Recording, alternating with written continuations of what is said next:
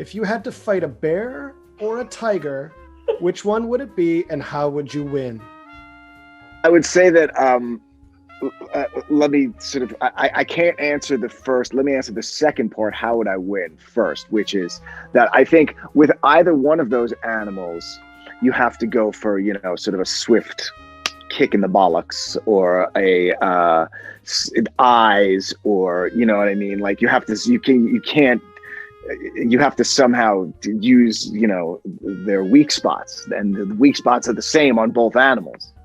So I would, unfortunately, hopefully nobody would be watching, but I would be doing a lot of punching, kicking, and grabbing at their balls, assuming they were male tigers and bears. Now you're talking about women. I don't know what I would do. I mean, I mean, you'd just be mauled. I think I would lose, as in life, lose against women, but I would have a shot against the men. Okay, here's one. Is it pronounced Reese's Pieces or Reese's Pieces? One answer is correct and the other will make us angry. Well, I happen to know the exact answer from, and I don't know if you guys are Howard Stern fans, but this is a whole thing on Howard Stern and really? Gary Baba Booey mispronouncing Reese's and calling it Reese's, but the correct pronunciation is Reese's. It is not Reese's. Yeah, it should be. I mean, there's only one E after the S. I grew up everyone saying Reese's. You did. Well, but wrong. You know what? Then it's a regional thing, and you know, Charlie Reese has not come out to say this is how you pronounce my name. You know what I mean? Somebody from the family needs to come out and officially endorse one particular pronunciation of the name. Until then, it will remain a regional dialect pronunciation. You know. If you could only have one object, one tangible thing to comfort you for the rest of your life, what would it be? Could it be a person? Another person? If you could have dinner with anyone, living or dead, who would it be and why?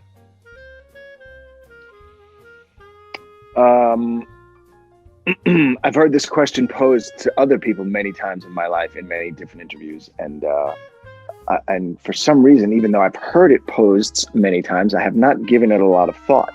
So I'm kind of being thrown into this question, and it is, of course, a difficult one to answer. I'm gonna say I don't have an answer. I have no idea because there's so many choices. Of course, there's so many choices. I would go with Daniel Day-Lewis just because he knows a little bit about everything, and so you'd have a great time probably, even though he might turn out to be sort of cantankerous at moments. Oh, I know who. I know exactly who. Christopher Hitchens. Christopher Hitchens is somebody that I am a huge fan and follower of his philosophies and his writing and his his journalistic work, and it would be Christopher Hitchens, I think.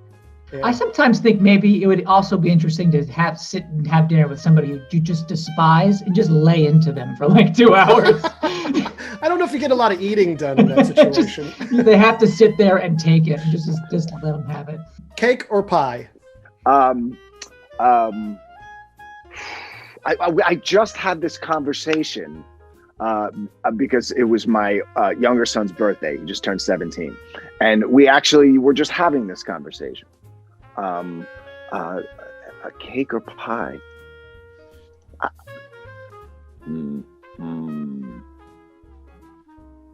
I think I'm gonna have to go pie.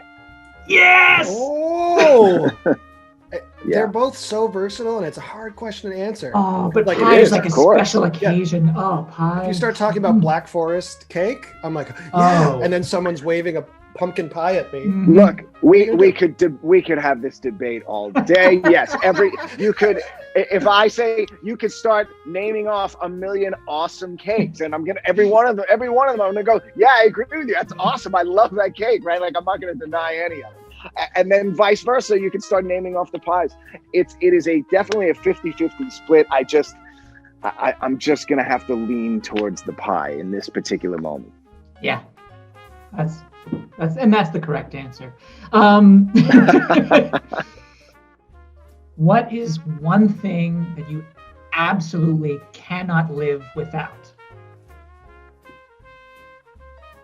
Well, I mean, no, I don't want to say it, but it's true. But I don't want to say it, which is my phone. I hate to admit it. I hate to admit it, but it's if you really think about the question, right, and think about like, you know, what all of us, that should be all of our answer. I mean, yeah. You know what I mean? You fly into a panic if you forget it at home or something. Of course, and think of all of our day-to-day activities that we do throughout the day that are based around interacting with our phone, whatever it is, and whatever, you know. I mean, honestly, that's everyone's answer. If anyone asks you, I just gave you your answer. Yeah, it's home, for sure. I was gonna say when you were searching for it, you said I don't want to say it. I was like, we could pull a meatloaf here and then just not define what that is. That's right. That's right. A famous band in history has asked you to record a cover song with them. What band and what song? Oh God. Famous band asked me to record a cover song with them. And what song? That's a good question. God, clever.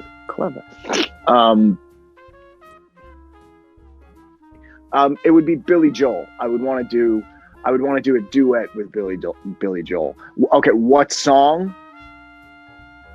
Something for, you know, like that would be obviously two great male voice sort of duet-y stuff. Let's find a metal song right now. Like, okay, so me and Billy Joel are gonna sing "Run to the Hills" by Iron Maiden. That's the duet.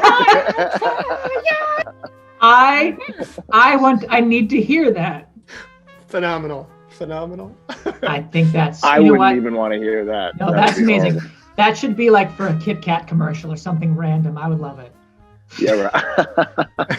It'd probably be a Geico at that point. Yeah, Geico. How ludicrous the premise is. We just want to say thank you for joining us, and this is all leading up to. We should tell the people watching this. This is all leading up to your one-man show that we're going to be doing. You're going to be doing with Art Lab in the spring. Yeah. So yes, stay tuned for that.